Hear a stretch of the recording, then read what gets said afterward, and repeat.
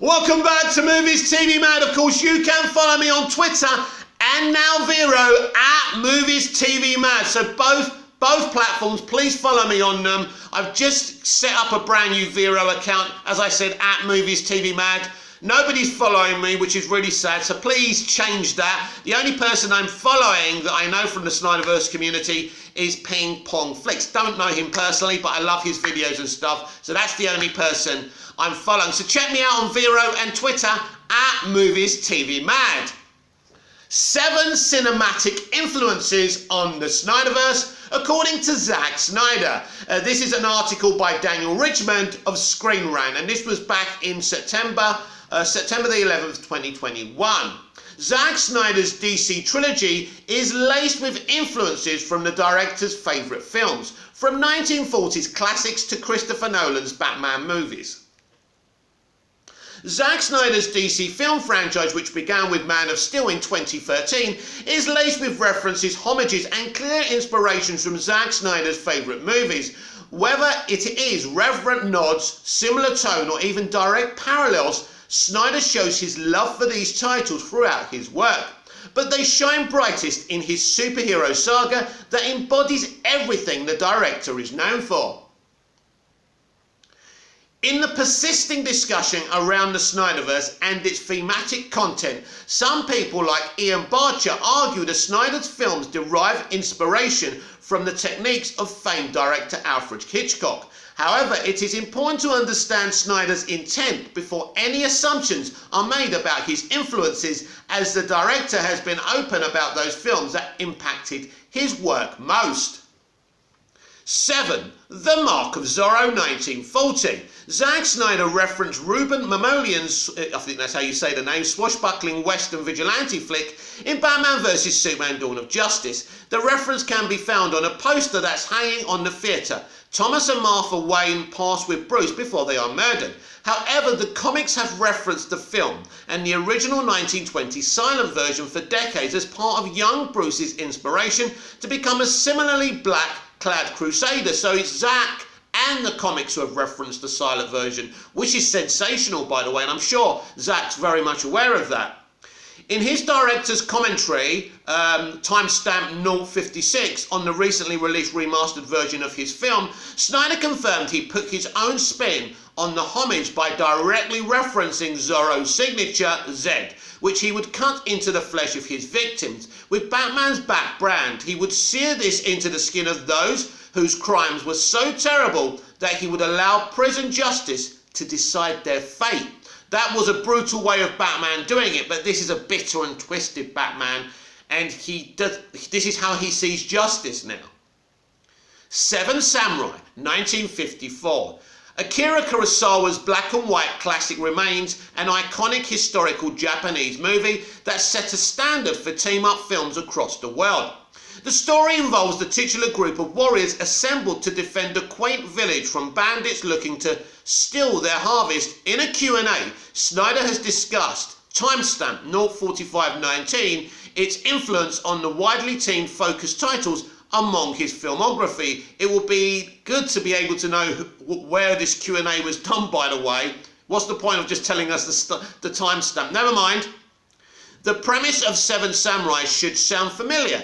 Zack Snyder's Justice League is overtly inspired by the Akira Kurosawa film for obvious reasons, so much that one old poster for Justice League pays homage to a classic poster for the Kurosawa classic. These influences will extend to Snyder's upcoming Netflix film, Rebel Moon. We're all really excited about that one, aren't we? A similar team-building adventure, though set in space. 5. Mad Max series, 1917, I don't think so, 1979 to 2015. The Mad Max series that began with George Miller's Mad Max 1979 is a distant franchise for its post-apocalyptic desert wasteland setting, run by leather-clad bandits and tribes in vehicles decked out in armour and spikes. Zack Snyder personally recommended Mad Max Fury Road 2015 on his official HBO Max watchlist, composed by his friend and collaborator Junkie XL. It truly is a great modernisation of the Mad Max series. I must say that, because we get so many reboots and relaunches now, and most of them are crap. RoboCop springs to mind, but this is so good. But when you've got someone like George Miller, you know, directing a movie, it isn't going to fail. Give us his Justice League.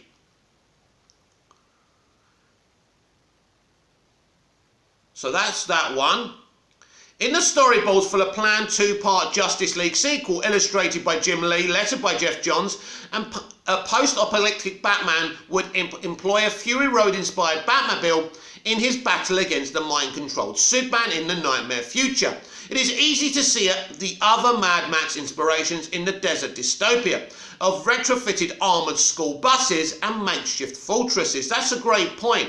When I first saw the nightmare future in Batman vs Superman Dawn of Justice, I didn't notice these inspirations in the nightmare future, but now thinking about it, it's so obvious. 4. Excalibur.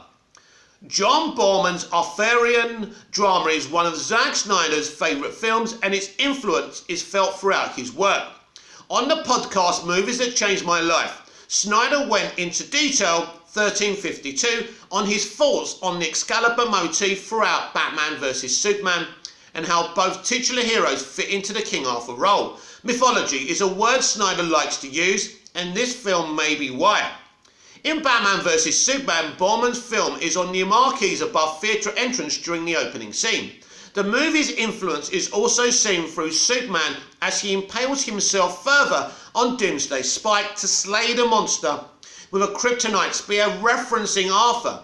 Similar feat at the climax of Excalibur. So let's say that again. With a kryptonite spear referencing Arthur's similar feat at the climax of Excalibur. 3.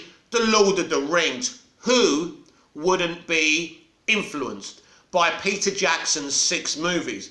But the first 3 Lord of the Rings movies, you know, if you want to learn how to make a movie and the subtleties of making a movie, either talk to Peter Jackson or study these movies, but he's done us so many behind the scenes stuff. You can learn so much from just these 3 movies.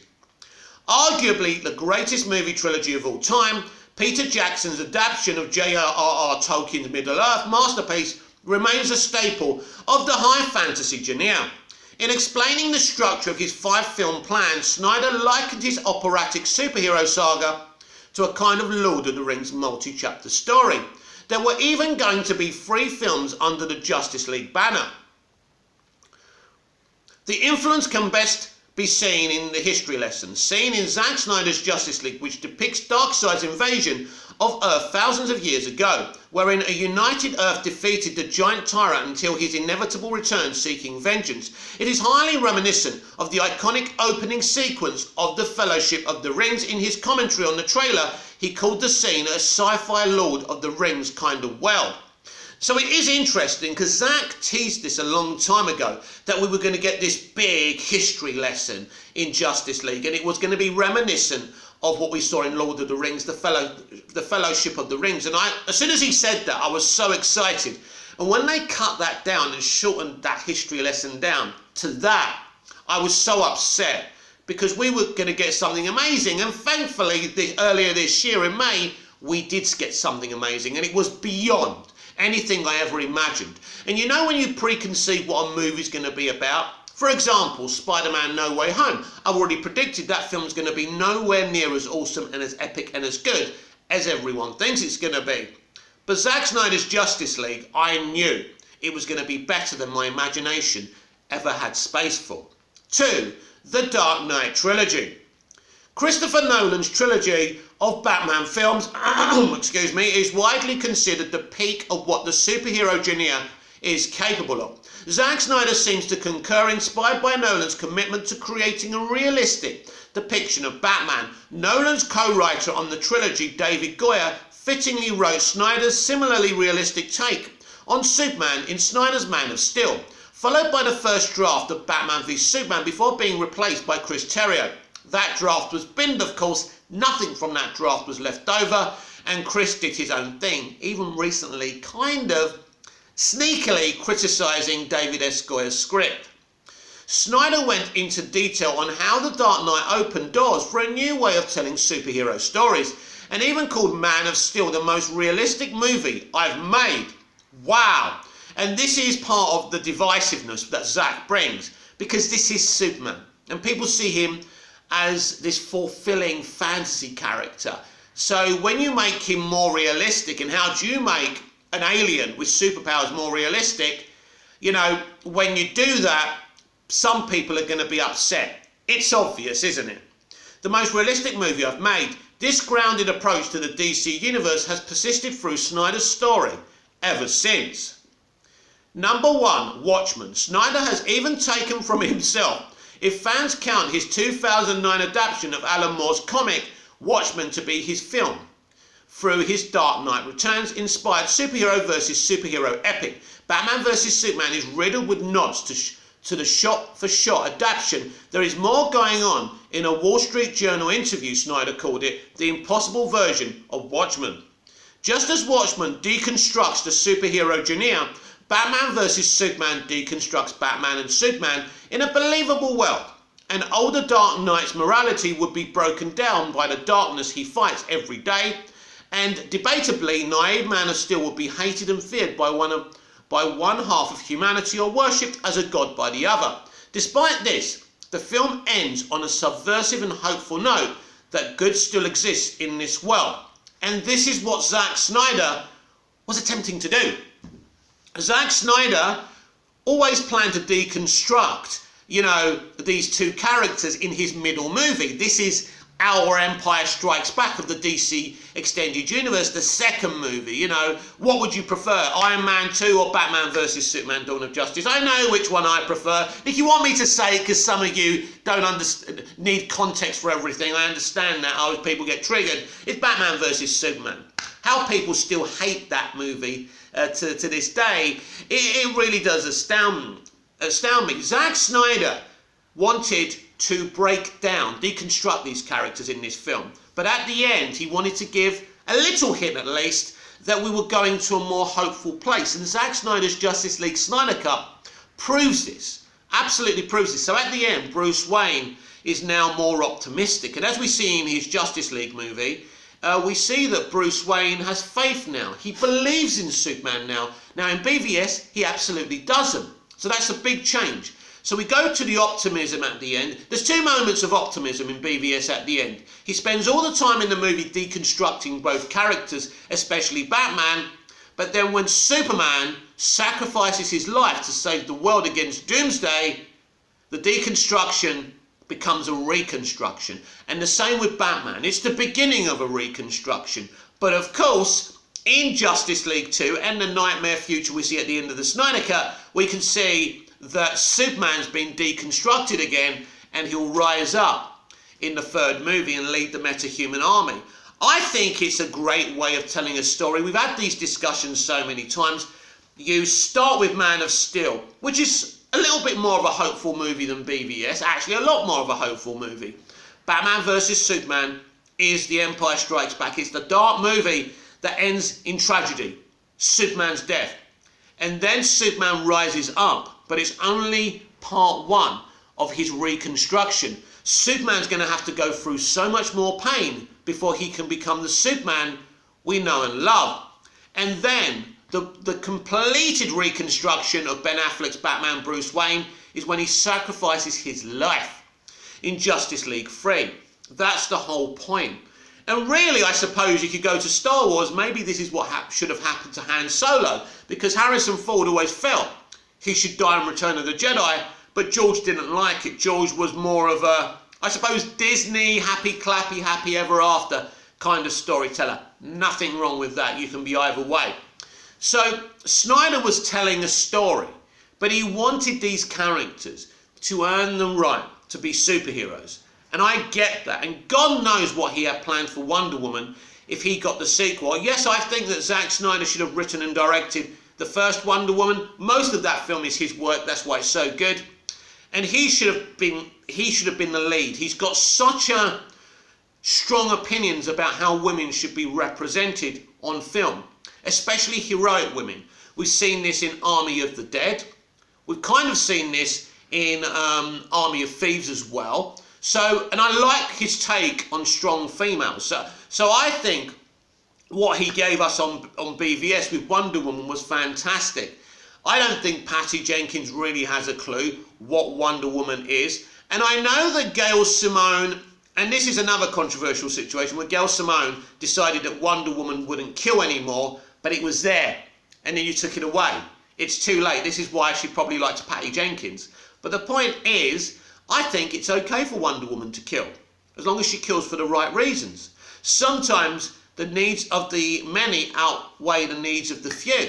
And you know, she's a warrior, but she's still got compassion. But people like Patty Jenkins and Gail Simone don't really understand this. So from reading here on Zack's influences, on what inspired him to make all his movies, but especially in his DC Extended Universe movies, I find myself thinking about the movies that inspired me. And in a moment, I'm going to let you know which ones they were.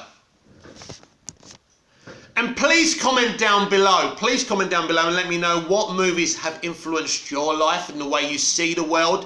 What films mean the most to you? We've just read what films mean the most to Zack Snyder. So film number one, the first film I ever saw in my entire life was about, I think I was about 10, maybe 12, something like that. I saw Superman the movie.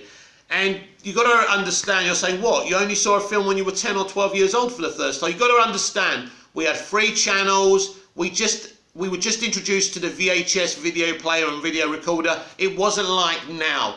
I didn't even go to the cinema until I saw, I think, Snow White and the Seven Dwarfs when I was 11 years old or something. So I can't remember the exact age. I'm not sure if Snow White or Superman the movie was my first movie. Anyway, the first film that made an impression on me was Superman the movie. Because again, you've got to understand, when I saw that movie, I think it probably would have been 1979, 1980, maybe a little bit later than that. Because back then, we didn't get films straight away. And just because they were in America, it doesn't mean we had access to them in the UK. I think they take about a year or 6 months to come to the UK. Things were very different back then. But Superman the movie is just still a classic movie. It's the first real superhero movie. And it proved, Dick Donner proved, it can be done. Now, maybe you prefer Man of Steel, but there was no Man of Steel back then.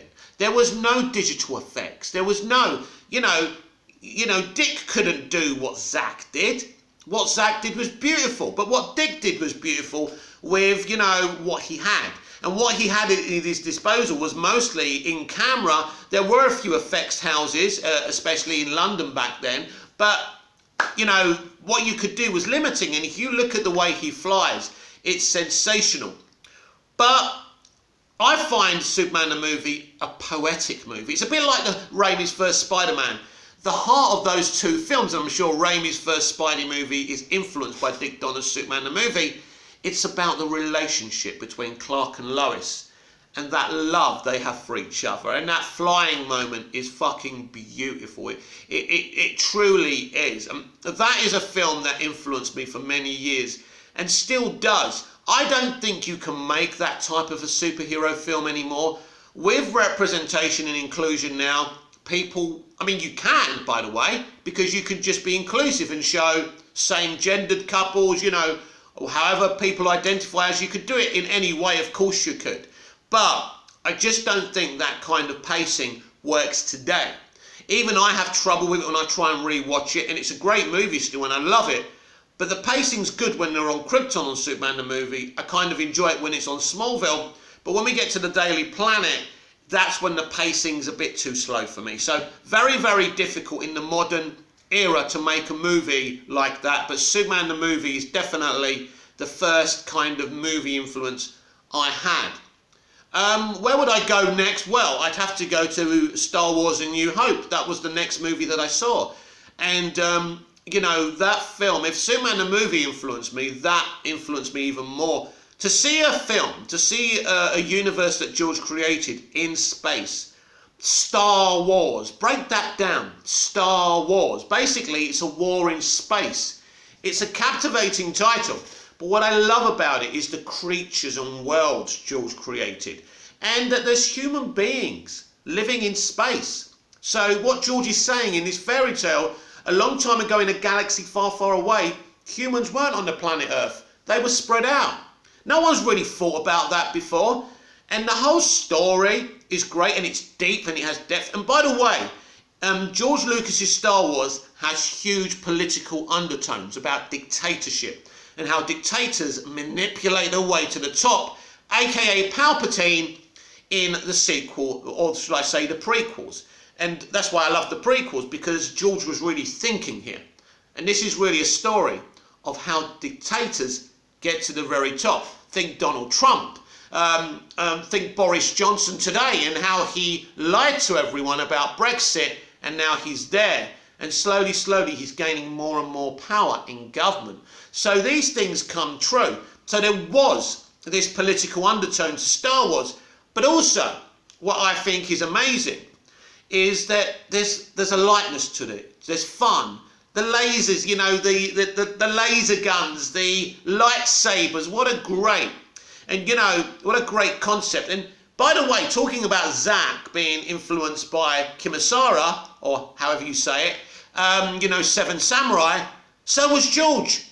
And basically the lightsaber is, basically, it's a futuristic samurai sword. So we can all take something we're influenced by when we're younger and create a new concept by it. And that's what George did. George is a pioneer. There's no filmmakers like George anymore. George created something from being inspired by other things. Star Wars is totally fresh and new, but you can see its inspirations. Now, of course, Zack Snyder's DCEU is based on existing characters, right?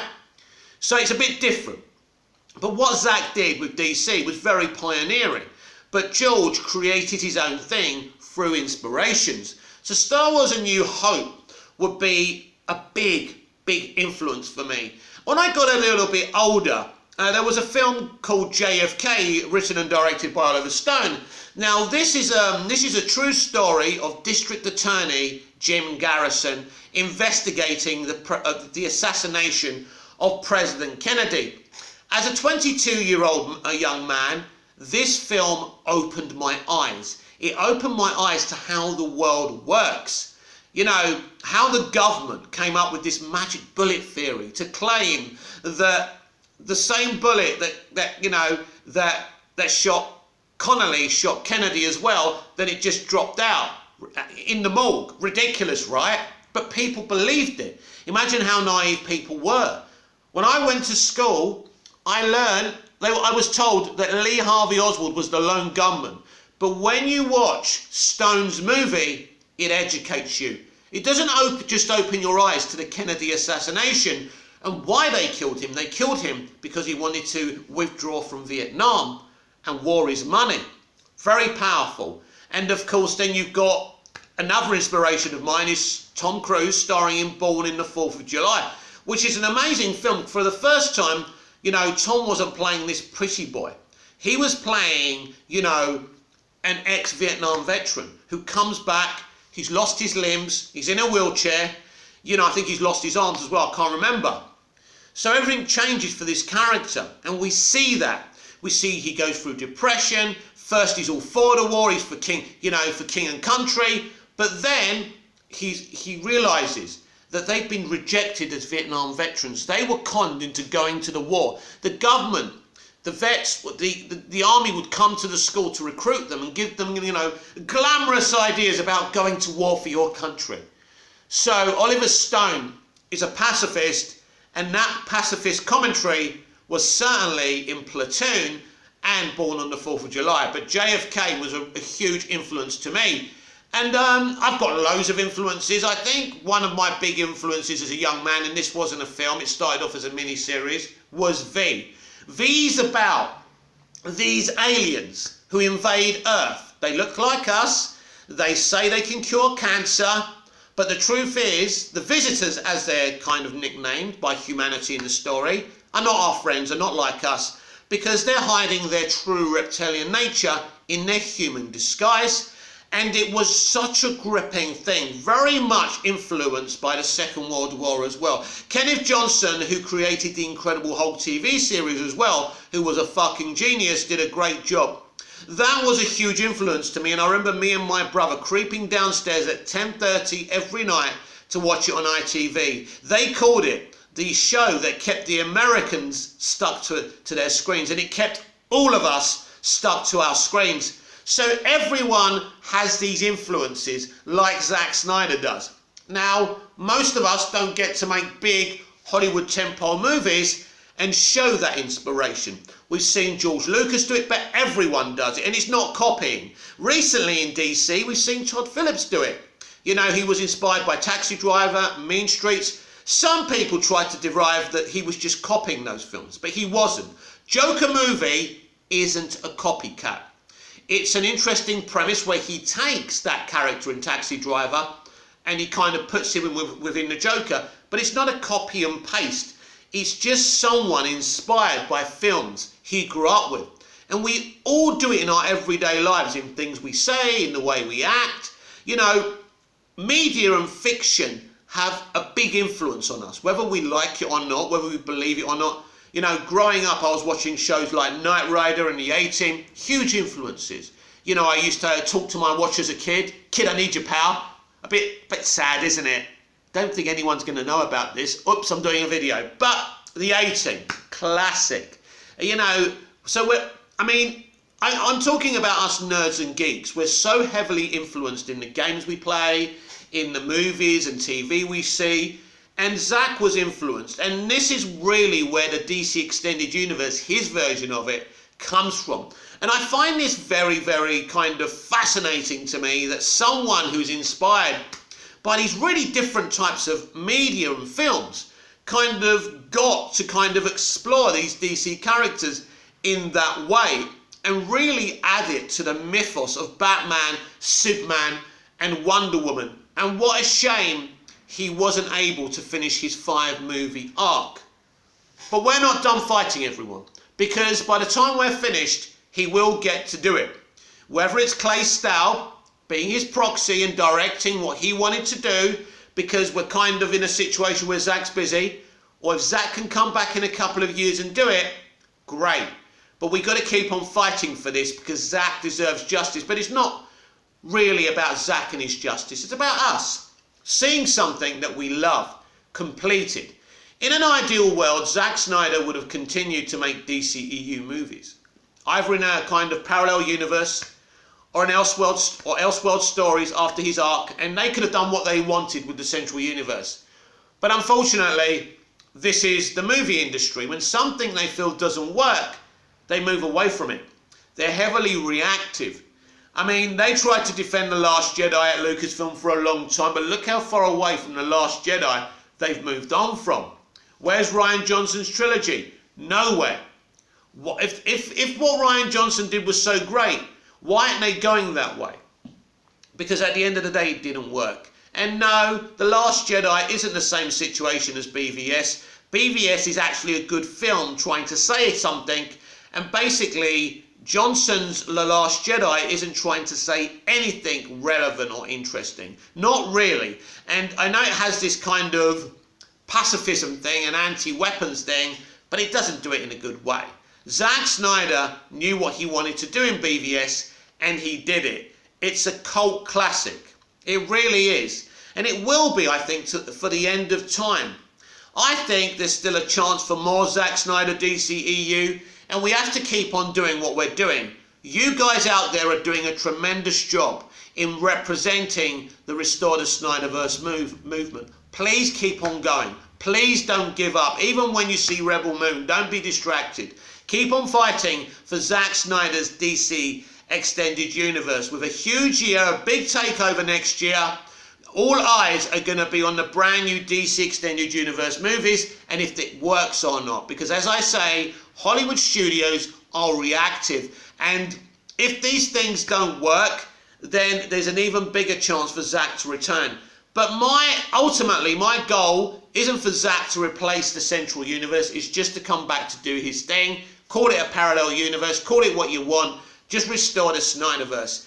This is one of the best high-concept, high-octane, immersive directors who gives you, in his films, an immersive experience. Just like, basically, Batman vs Superman is exactly the same quality film as Dune, but everyone loves Dune and hates BVS. Why? Why? What's the difference? Because Zack was working on two iconic characters and he subverted the expectations of them, and people didn't like it, and that's why people have issues with BVS but love Dune. This has been the DCEU Daily. I'm Mick, your host with the most. Just ask your girlfriends and your wives. Like, share, comment, subscribe, hit the notification bell so you never miss this perfection, and I'll see you again tomorrow with even more DCEU Daily. Don't forget, follow me on Twitter and Vero at Movies TV Mad. I'll see you again tomorrow.